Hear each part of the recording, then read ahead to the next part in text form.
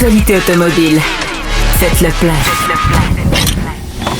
Un parcours bien contrôlé. C'est le Guide de l'auto. La référence depuis 1967.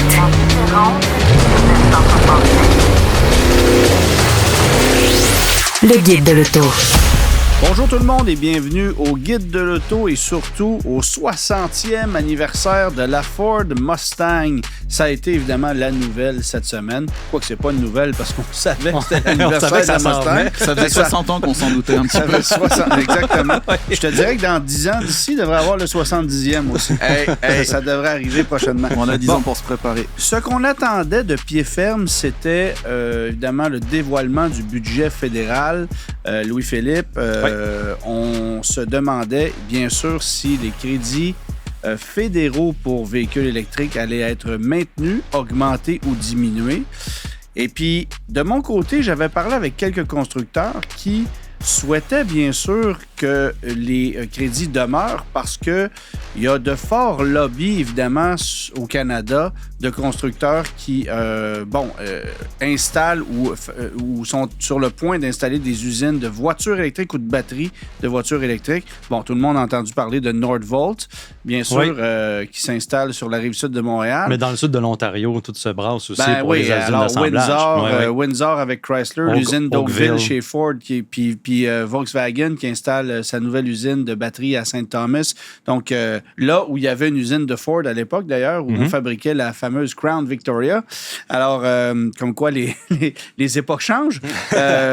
Donc, il y a un gros lobby et ça a fait en sorte qu'ils ont eu gain de cause essentiellement. Les crédits demeurent pour la prochaine année du moins, là, pour le moment. Oui, c'est 5 000 le crédit fédéral au maximum. On a jusqu'à 5 000 pour les véhicules électriques, également pour les véhicules hybrides rechargeables qui ont 50 km et au-dessus d'autonomie. Ça baisse à 2 500, c'est pour 49 km et en dessous. Mais comme tu dis, ça reste pour 5 000 jusqu'au 31 mars 2025, donc encore une autre année. Contrairement à ce qu'a annoncé Québec là, pour ses crédits, on pensait que peut-être que ça allait suivre avec le fédéral, mais je pense que les plans, exactement comme tu dis, des lobbies des constructeurs ont quand même eu un effet sur ça. Et c'est fascinant parce que on a déjà parlé, mais tu reviens, tu sais, tu es un constructeur automobile, puis tu vois les provinces changer d'idée, le fédéral maintenir la chose. Parce que là, on a annoncé récemment que le Manitoba allait offrir des crédits pour véhicules électriques, que la Saskatchewan allait taxer les véhicules électriques, que l'Alberta le fait déjà. La Colombie-Britannique, c'est selon le revenu de l'automobiliste. Puis au Québec, on a annoncé récemment une baisse progressive des crédits au cours des prochaines années jusqu'à un crédit zéro en 2027. Ouais. Donc, c'est assez particulier. Le Nouveau-Brunswick aussi qui propose des crédits qui sont un peu moindres. Alors, quand tu es un constructeur automobile et tu essaies de placer tes pions, là, comment tu fais pour gérer ça? Avec Ford, justement, à Oakville, on a mis les plans sur la glace pour tout de suite. Là. C'était quelque chose qui était supposé d'arriver immédiatement en 2025. En 2025, là, ça a été repoussé à 2027. Il y a toutes sortes de choses qui arrivent. C'est sûr que la réglementation a énormément d'influence, oui. Mais également le fait qu'on inclut maintenant les hybrides rechargeables de plus en plus. Au début, on partait seulement, les VZE, c'était seulement des véhicules zéro émission. Là, maintenant, on a comme inclus de plus en plus dans la législation les hybrides rechargeables. Puis, les constructeurs, ils disent, nous autres, on a des moteurs thermiques pour des hybrides rechargeables. On n'a pas besoin nécessairement de toutes les infrastructures pour assembler des véhicules comme ça. Donc, ça ralentit un peu les plans. Ça ralentit les plans, puis les constructeurs se gardent des portes de sortie. On en prenait encore cette semaine que Jeep allait lancer un Wagoneer S qui serait peut-être offert avec un moteur à combustion. Oh, surprise! Moi, ça me donne pas mal l'impression qu'on s'en vient remplacer le Cherokee avec ce véhicule-là pour en faire un véhicule plus compact, un peu plus de luxe. C'est un produit qui va peut-être se comparer, je sais pas, moi, à quelque chose comme un Range Rover Evoque, peut-être, ou ce genre de produit-là. Donc, tout électrique ou pas. Et ça serait logique parce qu'essentiellement, c'est la même plateforme qu'une Charger qui va, elle aussi, être offerte autant avec un moteur à combustion qu'un moteur électrique. Alors, tu vois que les constructeurs commencent à jongler puis à faire « OK, wow, minute, là, on peut-tu revenir sur Terre? » c'est très partagé comme avis. Puis c'est drôle parce que, bon, cette semaine, écoute, on a vu l'essence grimper à 1,90 $ le litre, alors qu'on annonçait la venue du Salon du véhicule électrique de Montréal. Puis j'entends déjà les conférenciers au Salon du véhicule électrique en fin de semaine. Et vous, le prix du gaz, c'est pas extraordinaire? C'est bon, ça va être ça, là. Ça divise de plus en plus les clans, moi, je trouve. Ouais. De toute façon, on savait qu'on était dans une situation de transition, que la transition ne serait pas brutale, qu'on n'allait pas passer au 100% électrique d'un claquement de doigts. Bon, c'est relativement logique de voir que la transition se fait un peu plus lentement que certains avaient imaginé. Ça n'a rien de choquant pour le moment. On va aller vers ça de toute façon. Ça sera peut-être moins fort, moins vite qu'initialement prévu, mais voilà. Le timeline est toujours discutable. Moi, je suis du clan qui pense que le fait qu'on a mis de la pression beaucoup au début a permis de développer des technologies de batterie qui permettent aux hybrides rechargeables également d'offrir plus que 50-60 km. Peut-être que ces hybrides rechargeables-là pourraient pas aujourd'hui faire ce kilométrage-là si on n'avait pas mis beaucoup de pression pour développer ces grosses batteries-là de véhicules électriques. En même temps, signerais-tu un chèque de 62 000 $ pour acheter un Outlander PHEV? Ou 64 000. Ils sont dispendieux. C'est ça, financé à 7 %. Ouais. C'est sûr que quand tu viens mettre un incitatif de 10 000, tu connais du succès. Mais commence à enlever des billes là-dedans, là, les gens vont commencer à calculer un peu plus. Ouais. Puis, les gens font de moins en moins de kilométrage. Donc, tu sais, OK, l'essence est à 2 $ le litre, mais financièrement parlant, si on parle purement sur le plan pécunier, écoute, si ça te coûte un petit peu plus cher d'essence que l'année passée, mais que tu roules moins, puis que ça ne te coûte pas plus cher en assurance, les installations, quand tu commences à tout calculer sur un véhicule électrique, je ne parle pas du rendement énergétique, mais quand tu commences à tout calculer, tu te rends compte que l'assurance, ça fait mal aussi. Là. Pour le moment, là, c'est quelque chose. C'est quelque chose. Mercedes-Benz... Je vais dire une autre affaire. Parlant de millage aussi, parlant de kilométrage, on a des investissements aussi pour les bornes dans le budget fédéral qui a été annoncé. Oui, c'est vrai, on allait oublier ça. Il faut le mentionner parce que c'est quand même une grosse enveloppe qui est 1 milliard de dollars pour l'installation de bornes de recharge. Là, c'est pas détaillé, là, les bornes de recharge haute vitesse, mais également la rénovation. Encourager la rénovation d'infrastructures comme les multilogements, parce que 80% de la recharge se fait à la maison, donc il faut quand même rénover ça, mais c'est pas tout le temps évident non plus. J'allais dire, on rénovera pas un réseau qui est inexistant, là, parce que parce que si au Québec... on appelle... Parce qu'au Québec, on a quand même un réseau de bornes de recharge. Oui, c'est ça. Un ajout. J'utilise les mots du gouvernement. On a un réseau au Québec qui est quand même assez solide, puis qui est relativement fiable. Il faut quand même mentionner ça, que le circuit électrique du Québec, ça fonctionne. C'est solide. Des fois, il y a des bornes qui sont installées à côté d'une piste cyclable, puis tu peux pas utiliser le câble pour traverser la piste cyclable. Mais ça, c'est 2 jambons à la Ville de Montréal qui ne se sont pas parlé. C'est des cas d'exception. Mais règle générale, les bornes, ça fonctionne bien. Mais va en Ontario, Electrify Canada, une fois sur 2, tu viens pour te charger, puis tu veux donner un coup de poing dans la borne parce que ça fonctionne pas. Ça fonctionne vraiment tout croche. En plus, le réseau est, compte tenu de la densité de la population, il est embryonnaire par rapport à ce qu'on a ici. Alors, il y a énormément d'investissements à faire dans le reste du pays rapport à chez nous au Québec. Ça, c'est évident. Maintenant, 1 milliard de dollars, c'est difficile de quantifier ce que ça signifie en termes de quantité de bornes et de type de bornes qu'on va avoir. Au niveau du pays, là. Au niveau du pays tout entier. On s'entend que tu vas aller... tu vas peut-être en mettre un peu moins à Calgary dans le centre-ville de Toronto. Là. Oui. Calgary, un véhicule électrique, là-bas, tu te fais presque tirer des roches, d'après moi.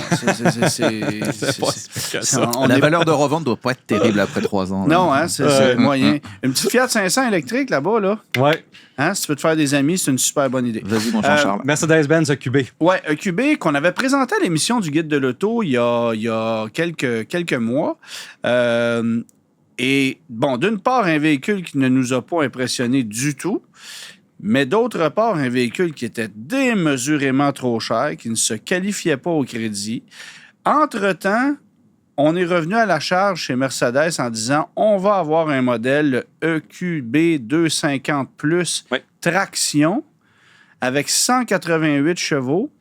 Ça, pour ta gouverne, c'est moins de puissance que dans ma Chevrolet Bolt, mais dans une Mercedes que tu payes minimalement 60 000 et ça, tu peux avoir une troisième rangée en option. Oui. Et attends, c'est ça. Et tu peux rajouter... On va avoir 7 personnes dedans. Et tu peux rajouter beaucoup d'options, là. Fait que, tu sais...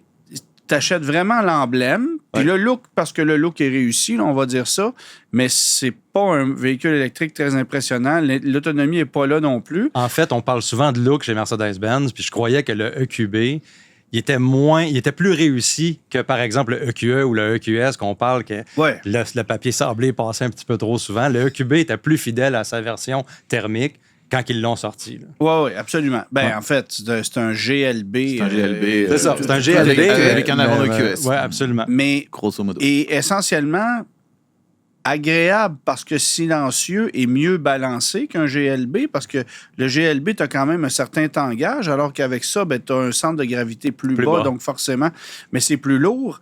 Puis, côté autonomie, on n'est pas là. Côté puissance, on n'est pas là. Côté prix, on n'est pas compétitif. Là, ce qu'on vient d'annoncer, c'est un EQB 300, 4 roues motrices qui se qualifie aussi. Partiellement, par contre. Partiellement, c'est ça. C'est parce que c'était un problème stratégique. Là. Il était quoi, 75 700 $, le EQB 350. Je te dirais que c'est pas le seul problème stratégique qu'on a chez Mercedes, mais ça, c'est une histoire. C'est ça. T'as une heure de plus? On en a beaucoup. Oui, il faut arriver à nos essais à un moment donné. EQB 350, c'était 75 700 $. Donc, c'était très, très, très dispendieux pour ça.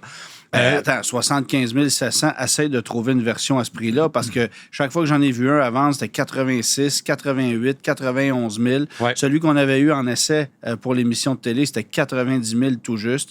Tu regardes ça, ça a l'air de rien. Là. C'est pas, alors, tu sais, il n'y a personne qui aurait choisi ça avant un Tesla Model Y là, qui coûtait 20 000 $ de moins. Là, donc, on l'avait échappé complètement. 288 chevaux, 384 livres-pieds de coupe. Ça, c'était avec le 350. On avait seulement 356 km d'autonomie aussi, fait que c'est très difficile. Puis, une puissance de recharge de 100 kW seulement pour la recharge rapide. Là, en ce moment, là, Hyundai est dans les 225, Porsche, c'est beaucoup plus haut, etc. Donc, c'est pas nécessairement, comme qu'on dit, essentiel d'avoir une capacité de recharge. Hyundai et Porsche. Oui. Mercedes, par exemple, avec des capacités de recharge. Qui on est là parce que c'est effectivement Hyundai qui fait de la bonne job. Qui fait de la bonne job. Puis, maintenant, justement, avec le nouveau EQB 300, on a diminué la puissance 225 chevaux, 288 livres-pieds de couple. La capacité la puissance de recharge reste la même, sauf qu'on a une autonomie encore plus bas de 340 km. On n'est pas encore compétitif. Le prix est rendu à 65 995 $. Donc, comme par hasard. Qualifié comme par hasard. Mais 225 chevaux pour un véhicule de ce format-là, en tout électrique, avec le poids que ça implique. Qui peut avoir une troisième rangée en option pour 7 personnes. Puis attends. Tu l'aimes, cette troisième rangée. Mais c'est parce qu'avec 200 en face. Oui, c'est ça. Non, on est bien d'accord. Non, puis c'est parce que le poids de ce véhicule-là est considérable. Là. C'est sûr que ça sera pas effrayant. Là. Ouais. Puis c'est pas donné quand même. T'as beau avoir l'étoile dans la calandre. Tu sais, à un moment donné. Fait que... c'est peut-être trop tard en ce qui me concerne, mais au moins, on essaye. On essaye de mettre de se positionner un peu là, pour offrir un produit, puis c'est ça. Comment vous appelez ça, des plasters en France? Des sparadraps? Des pansements. Oui, mais... Les sparadraps aussi. Les sparadraps, c'est ça qu'on dit. Alors, on essaie de mettre des sparadraps sur les petits bobos.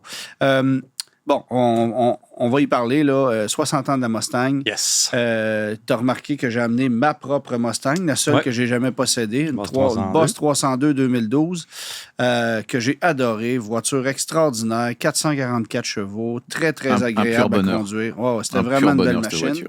Que je regrette un peu, amèrement. Mais Ford a évidemment...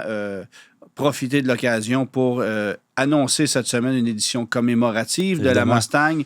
Ô combien surprenante, édition 60e anniversaire, disponible en 3 couleurs, bleu, blanc, rouge. Oui. Ça n'a rien à voir avec le CH.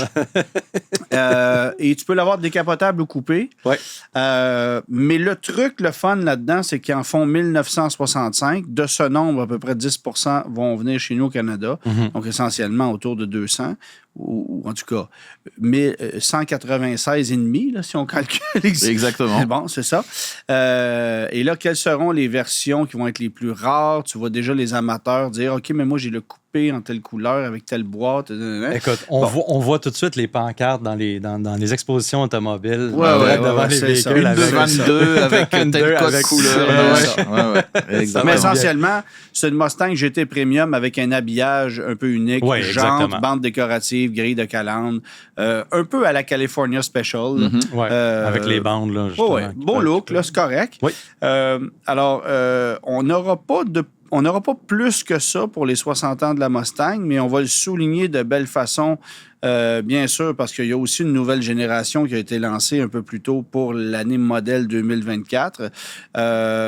Et au Québec, bien, il y a ceci de particulier. On en a déjà parlé il y a quelques semaines, mais on est à organiser le plus gros rassemblement de Ford Mustang qui a jamais eu lieu. Et toutes ces voitures-là vont partir en convoi, c'est-à-dire que de la porte du Plessis à Trois-Rivières, le 5 mai prochain, il y a 2100 Mustangs qui vont quitter l'endroit et qui vont se rendre au Centre des foires de Québec. C'est un dimanche matin, par escorte policière. Imagines-tu le bordel? Parce qu'il va quand même falloir laisser passer ces 2100 voitures avec des gens qui sont peut-être pas toujours prêtes, avec Colette qui veut aller aux toilettes, avec, tu sais, j'ai hâte de voir comment tout ça va se passer. Est-ce que les Mach-E sont invités? En fait, il y aura des Mustang Mach-E, mais qui vont être en queue de peloton. OK. Mais sont acceptés. Et on a décidé d'arrêter les inscriptions à 2100 véhicules parce que ça devenait chaotique. Moi, ce que je trouverais... C'est impressionnant. Ce que je trouverais cool, c'est qu'il y ait 76 Mustangs qui ne fassent pas la job, ce qui fait qu'il y a 2024 Mustangs qui passeraient la ligne d'arrivée à Québec. Mais ça, c'est dans mes rêves les plus fous et complètement inutiles. Alors, mais oui, il y aura des Mustangs de toutes les origines, de toutes les versions. J'imagine que des Mustangs 74, 4 cylindres de 88 chevaux, il n'y en aura pas énormément. Non, ça n'a pas été très populaire. Mais si, ça a été très populaire, mais il n'en reste plus beaucoup aujourd'hui. Il n'y a pas beaucoup de gens qui ont gardé ça. Quand les gens ont réalisé que c'était des Pinto en dimanche, peut-être pas. Mais bref, on aura la chance de voir tous ces Mustangs-là. Alors moi, je serai sur place pour la ligne de départ. J'ai même réservé une voiture d'essai qui était une Mustang GT 2024 décapotable pour être présent sur place. Très bien. Mais je ne suivrai pas le cortège. Je vais me rendre directement à Québec parce que, rendu sur place, je ferai une chronique à Salut Bonjour. On va voir les voitures arriver parce que le centre des foires et Salut Bonjour, c'est tourné essentiellement. Salut Bonjour est tourné juste à côté. Et donc, on va voir les bolides arriver un après l'autre. Évidemment, ça va être un petit extrait de ce qui va se passer parce qu'on ne restera pas avec la caméra à regarder passer 2100 voitures. Alors, Grand Classe, c'est une 85 bleue et maintenant une 73 orange. C'est ça. C'est merveilleux. Ça, c'est plus long que l'émission Salut Bonjour au complet. C'est ça. Fait qu'il faut juste relativiser. Une parade de chevaux. À un moment donné, ça ressemble. C'est ça, exactement. Mais évidemment que ça a lieu dans le contexte. Les voitures s'en vont là dans le contexte du Salon Autosport Québec qui a lieu dans le Centre des foires durant ce week-end-là, 3, 4, 5 mai. Et donc, bien sûr qu'à l'intérieur des murs, il y aura des Mustangs d'exception. Vraiment, tout ça, des Mustangs de course mais aussi. c'est sûr que ça va être le sujet du week-end, l'histoire des Mustangs, tout le monde qui va se comparer. J'ai juste hâte de voir si les gens, vont suivre, vont être prêts pour suivre la parade. Puis, tu sais, on voit souvent ça, là, si vous regardez les stories sur Instagram, des gars qui font des décollages pas toujours très contrôlés avec des Mustangs, et qui vont frapper une autre voiture, une chaîne de trottoir. Ça n'arrivera pas. Il va-tu en avoir un ou deux de ça? Je sais pas. On est responsable. On aime nos Mustangs au Québec, on en fait attention. Statistiquement, c'est inquiétant. J'ai envie de te dire qu'il y a une couple de rimes qui vont se faire abîmer. Bon. Mais on espère que tout va se passer de la bonne façon parce que c'est un record Guinness qu'ils veulent établir. Alors, cet événement-là va se retrouver dans le record Guinness. Donc, c'est le plus gros rassemblement de Mustang. Je ne sais pas si c'est le plus gros rassemblement, mais c'est le plus gros rassemblement en déplacement. OK, d'une place à l'autre, d'un point A à point B. C'est ça, parce que j'imagine qu'il y a déjà eu plus que 2000 Mustangs sur un site quelque part. C'est sûr. Puis il va y avoir un certain nombre de kilomètres là, qui est calculé pour le record, j'imagine. Trois-Rivières, Québec. Ça ressemble pas mal à ça. Mais tu sais, moi, j'ai surtout hâte de voir sur le boulevard Amel à Québec, quand toutes les voitures vont sortir de l'autoroute, les lumières vont être synchronisées au vert tout le long pour les Mustangs? J'espère où ça va arrêter? Ou est-ce qu'il y a des gens qui vont arrêter au Tim Hortons avant de... Est-ce que tout le monde va être discipliné? Ça va-tu être à suivre? T'as intérêt à être rentré dans le salon avant qu'ils arrivent, parce que là, après, bonne chance. Oui, effectivement. Fait que voilà. Rivian, qui officiellement arrive au Québec avec un premier point de vente. Oui. Et le hasard fait bien les choses, puisque c'est le produit dont on parle ce week-end à l'émission du Guide de l'Auto sur TVA 11h30. Excellente plug, merci. Alors on a essayé un Rivian R1T, Gabriel et moi, en situation hivernale. Oui. On a poussé la machine un peu pour voir ce que ça avait dans le ventre. Puis évidemment que actuellement, au Québec, on n'a pas encore nécessairement l'impression d'une marque qui est sur une forte lancée quand on parle de Rivian, parce qu'on n'en voit à peu près jamais. Non. Mais allez en Californie, vous en croisez tous les 30 secondes. Là. Il y en a partout. Ouais. Là. On en a vendu... 100 000.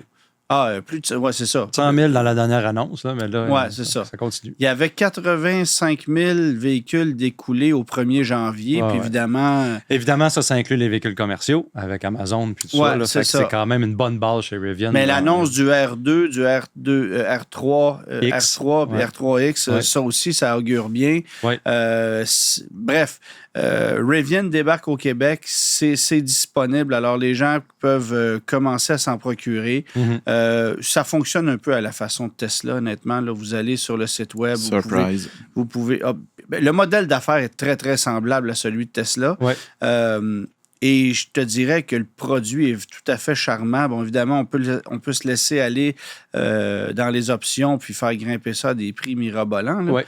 Mais différent comme produit qui se démarque, là, définitivement. Ça se démarque, c'est très lourd, mais en même temps, le véhicule est capable. Ouais. Puis, au niveau de... Bon, évidemment, tu peux prendre une batterie de 180 kWh. Ça, c'est extrême. C'est pas celui-là qui vendent. C'est pas ceux-là qui vont vendre, parce que de recharger ça aussi, c'est interminable. Il faut vraiment que tu aies besoin de ça. Je pense que l'équilibre est à 130. Là. Puis déjà... quand même une grosse batterie. Il y a quand même une grosse batterie, parce que recharger ça sur une 32 ampères à la maison, c'est interminable. Là. Ouais. Ça te prend quelque chose de plus performant que ça. Mais c'est quand même un produit impressionnant. Vous allez voir ça en fin de semaine. Et finalement, ça arrive au Québec. Compagnie qui devrait avoir les reins solides là, à partir de maintenant. En tout cas, un peu plus que Fisker. Un peu plus que Fisker. On sait, tu sais, toutes les compagnies de voitures électriques, de véhicules électriques, qui on le voit dans les voiles, ont eu un peu le même parcours. C'est commencer en restant loin des moteurs thermiques, en profitant des crédits, en vendant des crédits à d'autres constructeurs et en étant extrêmement patient et en perdant de l'argent à tous les véhicules. C'est clair. Et en étant très bien financé. On sait que Rivian, ça appartient 16% à Amazon. Amazon qui est une petite compagnie, je ne sais pas si vous connaissez. C'est une petite PME, ça va bien de ce côté-là. C'est cool, ça. Qui a quand même participé au lancement de Rivian. Donc, au début, on se disait, il y a certaines startups électriques qui ont c'était un feu de paille, et maintenant, je pense que Rivian est rendu, on peut la prendre au sérieux. On ne sait pas ce qui va arriver dans le futur si les concepts vont voir le jour, mais c'est quand même quelque chose que moi, j'ai hâte de voir fleurir. Là. C'est drôle que tu me parles d'Amazon, parce que tu sais ce que j'ai trouvé sur Amazon cette semaine? Une poignée de portes de Honda CRX. J'étais pas capable d'en trouver sur eBay. Sur Amazon, toc, c'est sorti. Merci, choisis ta couleur, clique, merci, bonsoir. N'importe quoi. C'est incroyable. C'est incroyable. Un dernier mot avant de passer à la pause sur le salon du véhicule électrique qui a lieu évidemment en fin de semaine. Il y a quand même, les constructeurs ont mis l'épaule à la roue là, pour amener des nouveautés. Là. La nouvelle Charger est là. Le prototype, là, le concept le véhicule Charger, concept est là. Puis je vous invite d'ailleurs à aller voir l'environnement dans lequel cette Charger-là va se trouver. parce qu'elle va se trouver sous un espèce de carport qui est fait de panneaux solaires, qui est une invention d'un Québécois qui s'appelle Jean-François Desalliés, qui a vraiment développé une technologie intéressante pour pouvoir emmagasiner de l'énergie à domicile et essentiellement recharger ton véhicule électrique, voire même ton garage, de façon complètement indépendante d'Hydro-Québec. Okay. Fait que ces installations sont quand même assez bien faites, mais évidemment que plus la technologie avance, plus on peut avoir des panneaux solaires qui sont de plus en plus accessibles parce que au Québec, l'électricité n'est pas chère, la lumière n'est pas celle de la Californie, puis pour emmagasiner une certaine énergie ou pour pouvoir être complètement autonome, bon, c'est pas nécessairement tout le temps évident, mais c'est quand même une technologie novatrice qu'on va voir se développer pas mal, je pense, sur les maisons du futur. Puis c'est installé comme ça avec la Charger en exposition. GM aussi, bon, ben, on entend Marie-Lou Wolfe à la radio là, nous dire qu'elle va être présente au Salon du véhicule électrique. On va voir le Silverado qui va être là, qui était là l'an dernier. Finalement. Mais le modèle nord-américain de l'ID-Buzz aussi, qui était sur le guide de 2023. C'est ça. EX30, X90 du côté de Volvo. Là j'en passe. La Fiat 500e qu'on a passé, qu'on a parlé la semaine dernière. Puis, bon, ben, toutes les autres voitures qu'on connaît bien. Là, certaines vont pouvoir être mises à l'essai, d'autres vont être seulement exposées. Mais nous, on va être là, le guide de l'auto tout le week-end. Mais j'ai hâte de voir l'engouement qu'on va avoir au salon ce week-end. Parce que, tu vois, les ventes sont modérées. Mais en même temps, c'est la dernière année des pleins crédits. Donc, les gens ont peut-être ce sentiment d'urgence de dire, OK, c'est là où... C'est ce dont on a discuté il y a quelques semaines. Ça va être une bonne façon de jauger un petit peu ce qui s'en vient. Oui, c'est ça, exactement. J'ai hâte de parler avec les gens puis savoir c'est quoi leurs intentions d'achat. Voilà. Le guide de l'auto.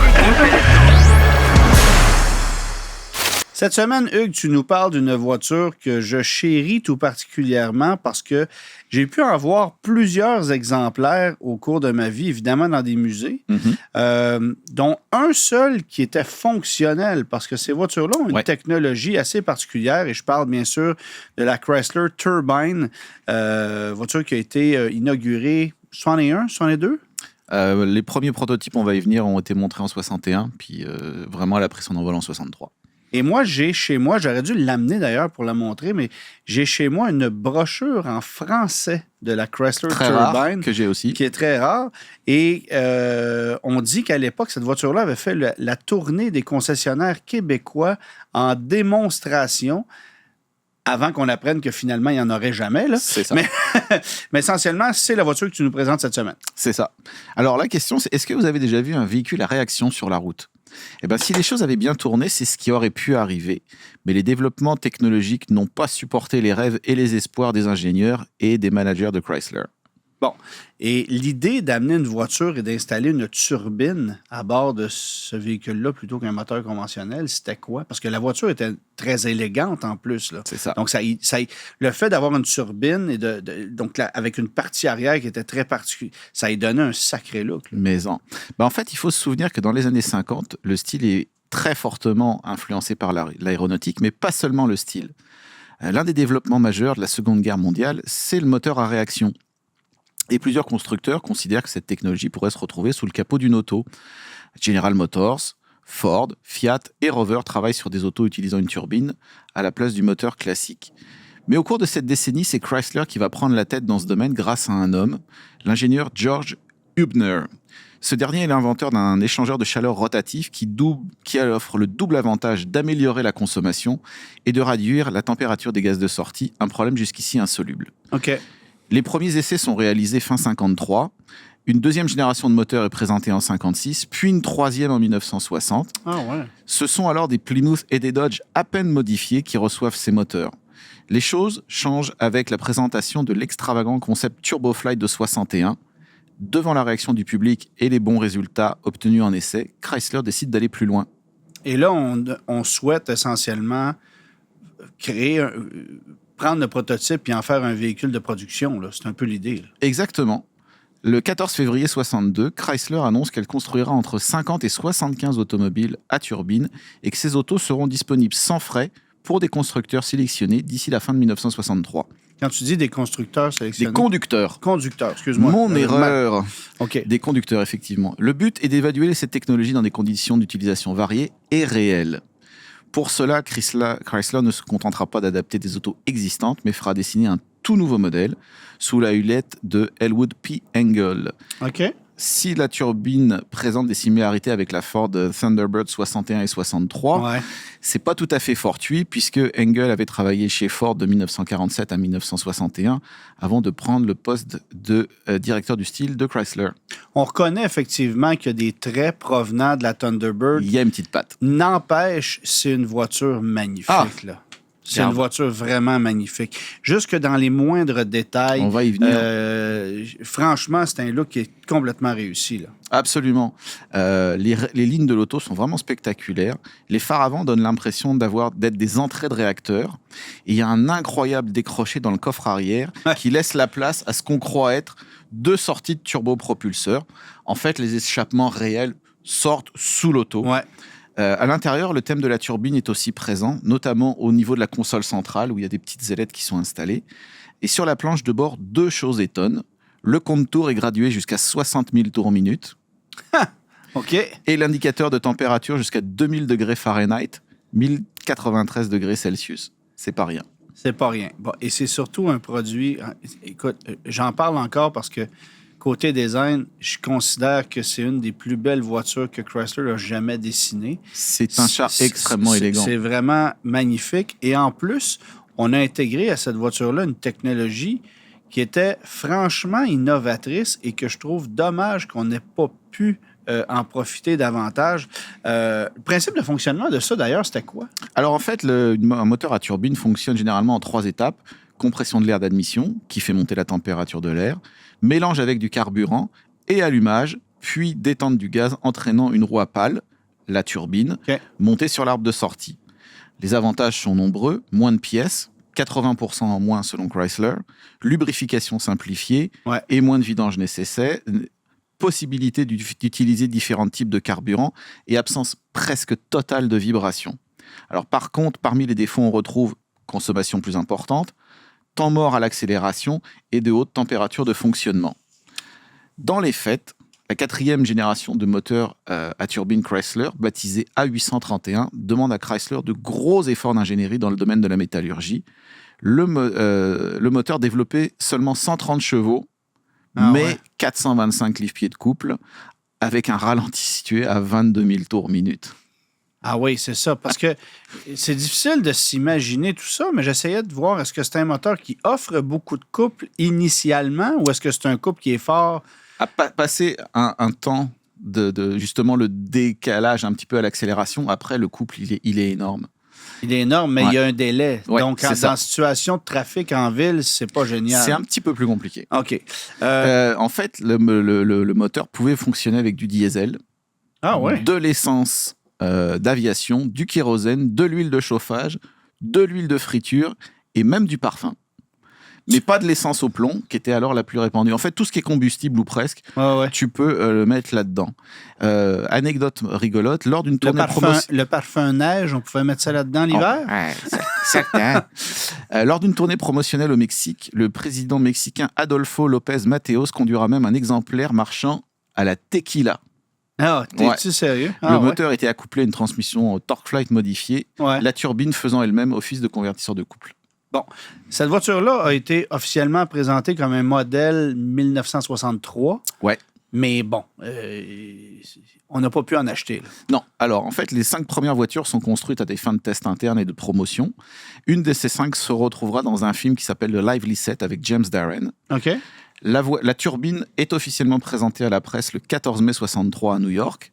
Et ensuite, c'est la production des voitures clients de série, petite série, qui commence en octobre 63 à raison de 1 voiture par semaine.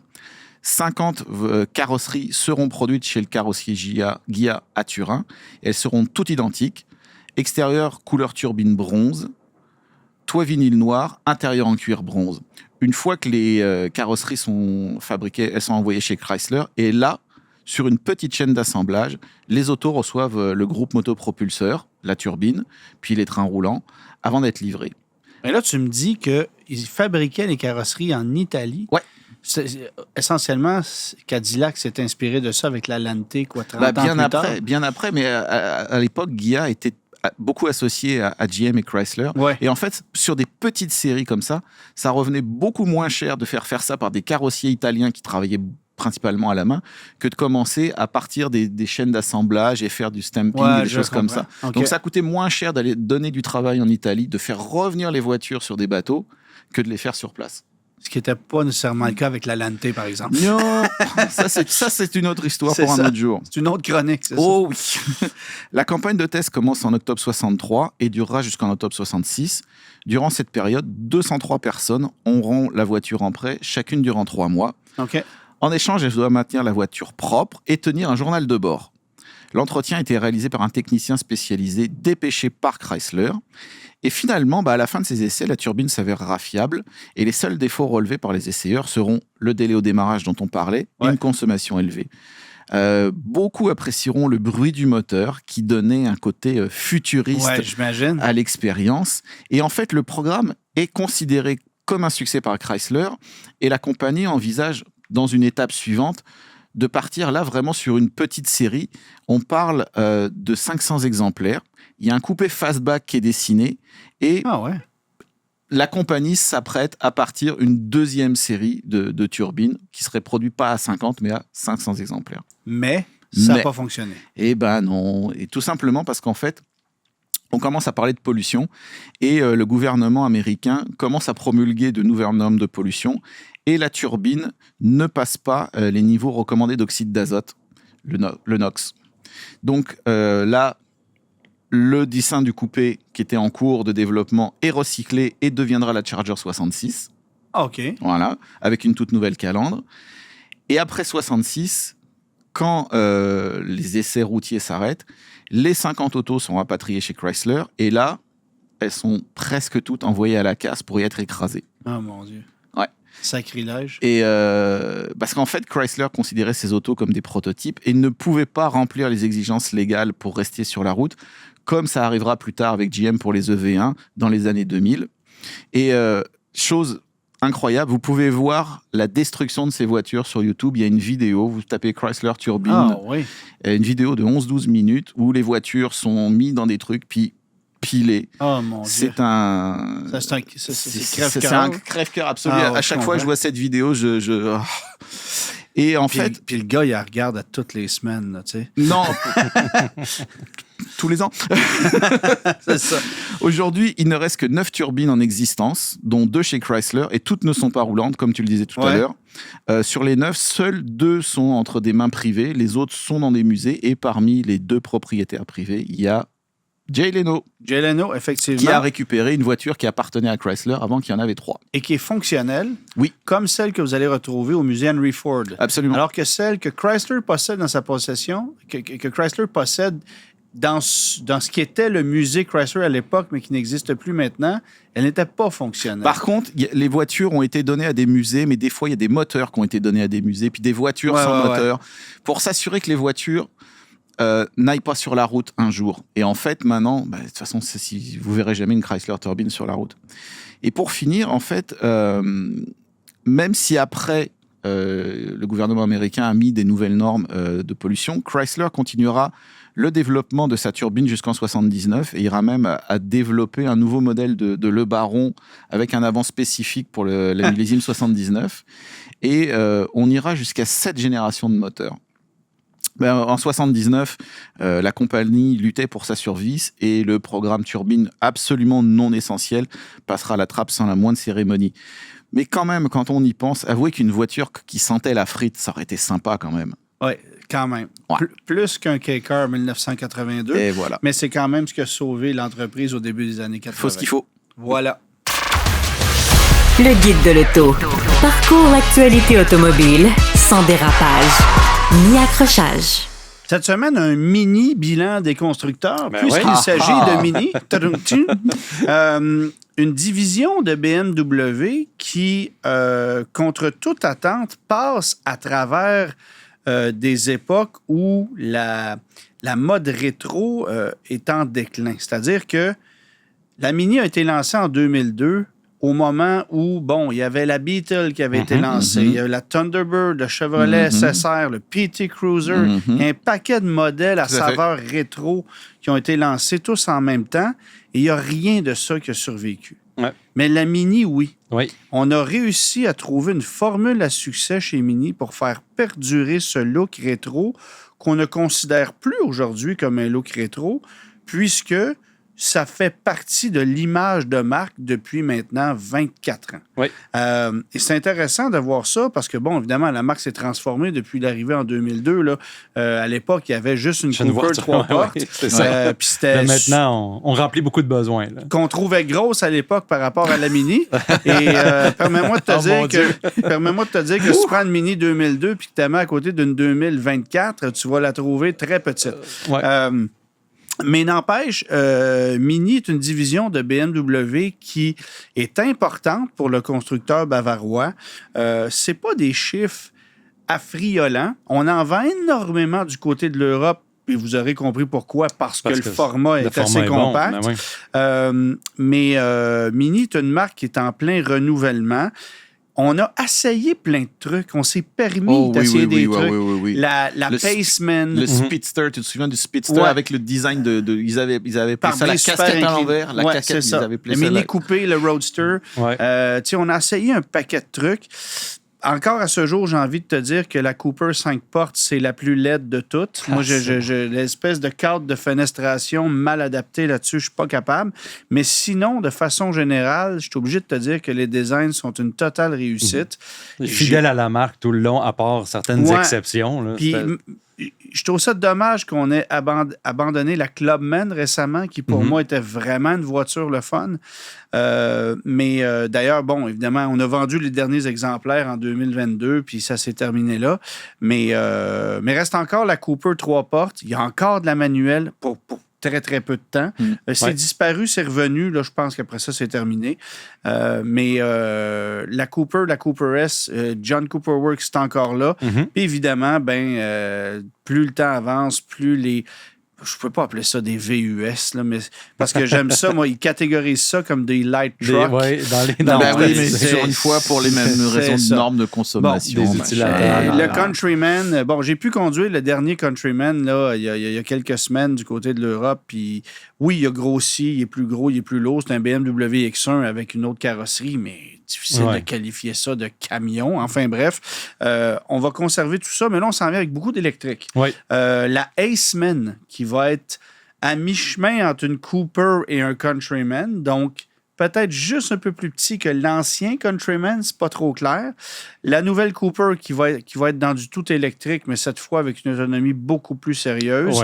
Le cabriolet va demeurer. Bref, tu sais, on essaie de faire perdurer cette marque-là, de lui garder une image qui est cool, de mettre des jouets funky à l'intérieur, une présentation qui est très unique. S'il y a bien une marque qui peut bien réussir le tournant électrique, c'est Mini. Parce on a un format qui est bon. On a l'occasion de montrer tout ce que BMW peut faire en termes d'agrément de conduite dans cette marque-là. Puis là, c'est connu, Mini. On les achète parce qu'elles sont agréables à conduire. D'autres raisons, mais moi, personnellement, je les apprécie particulièrement pour ça.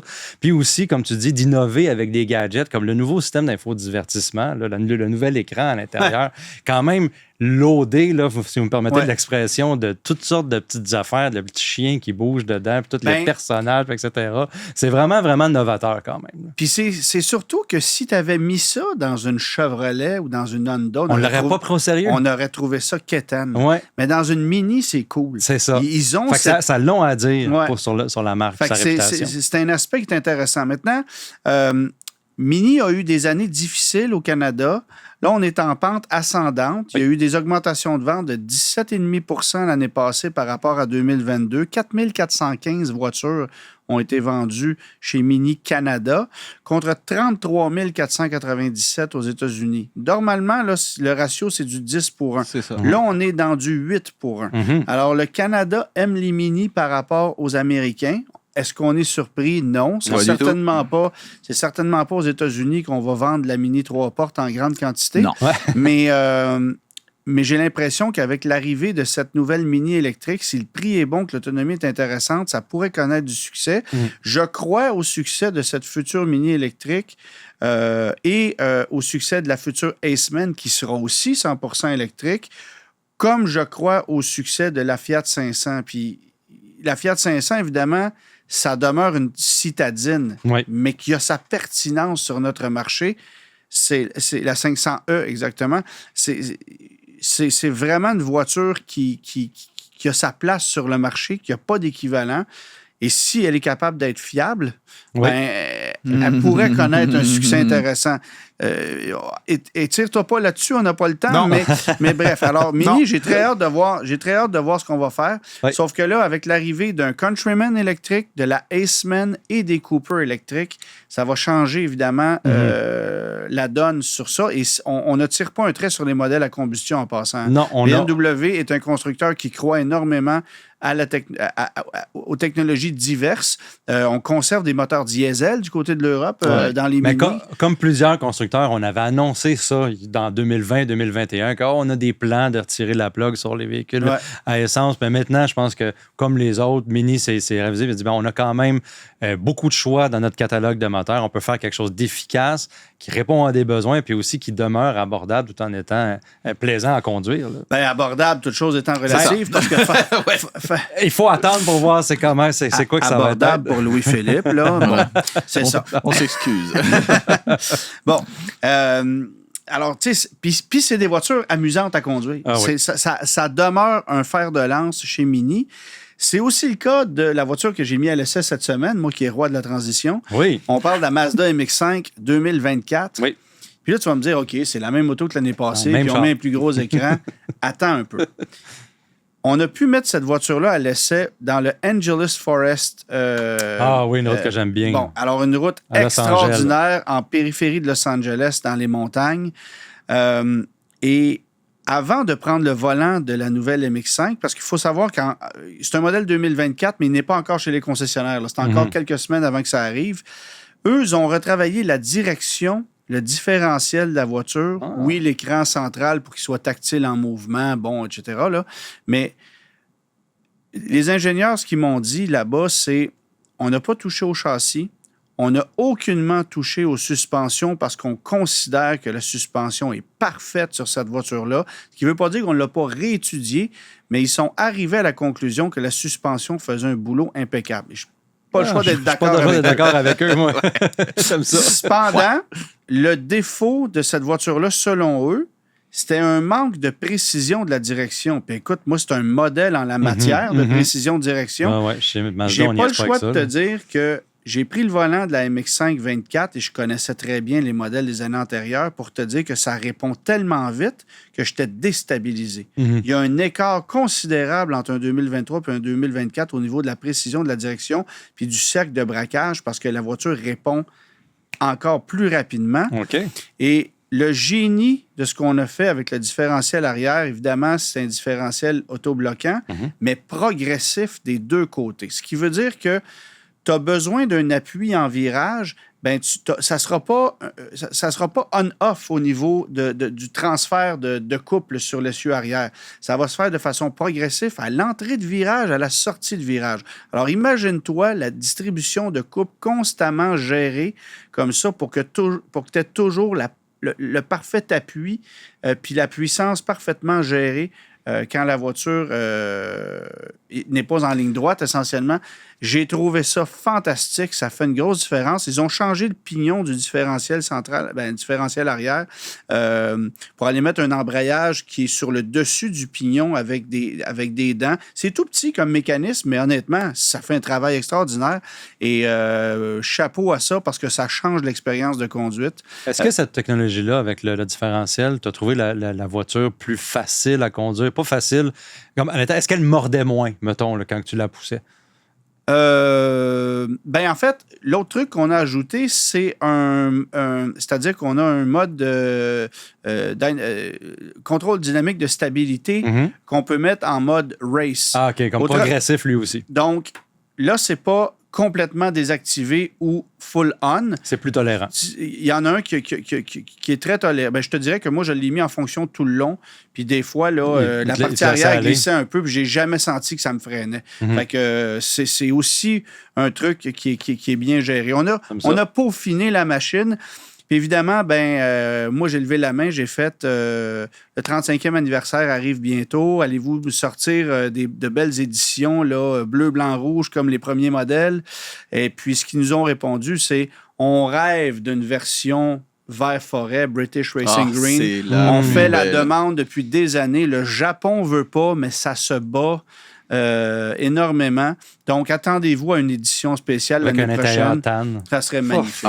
Ça serait magnifique. Quand je faisais le Salon de Genève dans les années 90, on n'avait pas ce modèle-là en France et elle était disponible en Suisse. Je pouvais passer 1 heure dans la bagnole au Salon de Genève en vert British Racing Green, intérieur tan, puis t'es comme... C'est parfait. Ah oui. Et je vais t'inviter chez nous, que j'en ai une dans le garage, une 91. C'est pas que je veux t'écœurer, mais en tout cas. Non, tu m'écœures pas du tout. Ouais. Et les versions canadiennes, soit dit en passant, avaient cet avantage de ne pas avoir de sac gonflable. Donc, cet horrible volant qu'on avait aux États-Unis, mais qu'on n'avait pas chez nous. Deuxième voiture que j'ai mis à l'essai, parce qu'il faut faire vite. Là, on change de registre. Un peu moins passionnant à conduire, mais ils ont quand même... parler de son différentiel aussi? Non, je ne t'en parlerai pas. C'est un meter de taxi plus que... C'est ça. Toyota Camry 2025. Je vous en parle parce que c'est un segment de véhicule qui est sur son déclin. Là, on s'entend. Là, au Canada, les berlines intermédiaires ne se vendent plus. Ouais. Juste pour vous donner une idée. 290 000 Camry ont été vendus aux États-Unis l'année passée, 8 500 au Canada. Wow. Ouais. Ça représente moins de 3 % des ventes nord-américaines. Fait que attendez, la Camry, c'est de loin la plus vendue de son segment. Ce qui veut dire que les Sonata, les Altima, les Accord, les Malibu, les Legacy, il n'y a plus personne qui achète ça. Tout le monde se dirige, au Canada du moins, soit vers des VUS, forcément, soit des voitures compactes qui ne le sont plus vraiment, parce qu'elles sont presque rendues des intermédiaires quand tu regardes la nouvelle Elantra, par exemple. Ouais. Bon. Ou on s'en va carrément dans des marques de luxe, là, BM Série 3 ou Dia 4, ce genre de trucs-là. Mais la berline standard intermédiaire à l'américaine connaît beaucoup moins de succès chez nous qu'aux États-Unis, où elle a encore la cote, parce qu'aux États-Unis, on vend le même nombre d'accords que de Civic. Chez nous, c'est 8 fois plus de Civic. Alors, tu sais, c'est complètement un autre marché. Ouais. Mais la Camry a ce gros avantage à partir de 2025 d'être à la fois exclusivement hybride et d'offrir le rouage intégral. Et tenez-vous bien, si vous prenez une Camry de base à roue motrice avant, ça consomme moins qu'une Prius. On est rendu là. On est à 4,6 litres au 100 de moyenne combinée pour une Toyota Camry qui fait 225 chevaux, 232 avec le rouage intégral, parce qu'à ce moment-là, tu as 2 petits moteurs électriques, un sur chaque essieu plutôt qu'un seul. Et si tu prends la Camry XSE 4 roues motrices avec les plus grandes roues, tu es à 5,3 litres au 100, ce qui est la même cote de consommation qu'une Accord hybride traction. Ouais. Donc, on l'a, mais complètement. On a retravaillé la carrosserie. Je peux pas dire qu'on a réinventé le bouton 4 trous avec ça. Là. C'est design, c'est Toyota, très évolutif.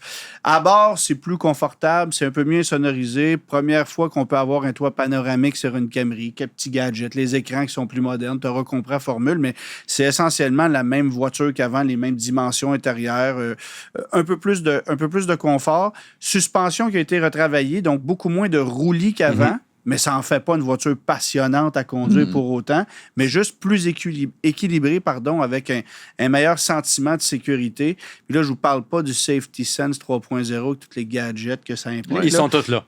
Ils sont tous là. Mais au niveau de la conduite, c'est moins instable. On a moins de tangage en vie. La voiture se conduit plus facilement. Elle est moins... Tu sais, c'était pas stressant à conduire une Camry dans le passé, mais là, c'est une voiture très facile. Le mot d'ordre, c'est équilibre avec cette voiture-là, mais de pouvoir rouler à 5 litres au 100, non, c'est incroyable. Tu viens d'éclipser la compétition, mais complètement, puis je pense que ça, c'est le tour de force. Forcément que le prix est plus élevé. Là, en excluant les frais de transport préparation, tu pars à 34 300 pour une SE traction, puis tu te rends jusqu'à 45 000 pour une XLE 4 roues motrices. Donc, à 45 000, tu as la version la plus équipée. Ce qui est le cas aussi chez Honda avec l'Accord, mais l'Accord est à 2 roues motrices, alors que Toyota a le 4 roues motrices. Et tu ne peux pas chez personne d'autre combiner hybride et 4 roues motrices. Accord et Sonata sont offertes avec l'hybride, mais c'est du traction seulement. Et si tu veux une Sonata 4 roues motrices, oui, ça existe, mais pas en hybride. Donc, on a ce gros avantage-là chez Toyota, puis je pense que ça va connaître beaucoup de succès. Oui, notamment avec les chauffeurs de taxi. C'est bon. Alors, merci tout le monde d'avoir été là. De retour la semaine prochaine. On parlera la semaine prochaine du Land Cruiser de Toyota que j'ai pu mettre à l'essai aussi. Ouais, et toi, levé d'embargo sur... le Macan électrique. Le Porsche Macan électrique. Oui. Tu as essayé aussi un bateau chez Porsche? Oui, un bateau qui a le même groupe motopropulseur que le Macan électrique. Donc, ça, c'est un petit complément à mon essai pour la semaine prochaine. Louis-Philippe Dubé, chroniqueur nautique. Merci d'avoir été avec nous. Bonne semaine à tous. Bonne semaine. Tous les épisodes du Guide de l'auto sont disponibles en podcast sur l'application et le site cube.ca.